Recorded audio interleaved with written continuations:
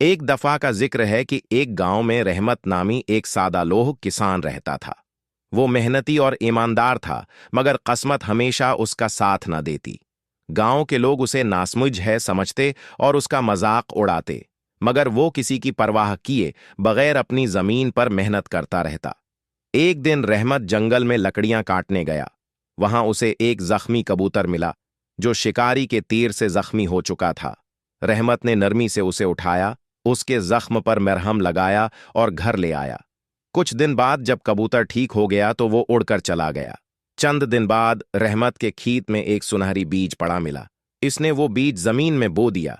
कुछ ही दिनों में वहां एक दरख्त लगा जिस पर सोने के सेब लगे थे। ये देखकर गांव के लोग हैरान रह गए। रहमत की ईमानदारी और नेकी का सला कुदरत ने उसे दे दिया था। अब वो गांव का सबसे खुशहाल आदमी बन गया और लोगों ने सीखा कि नेकी का बदला हमेशा अच्छा होता है।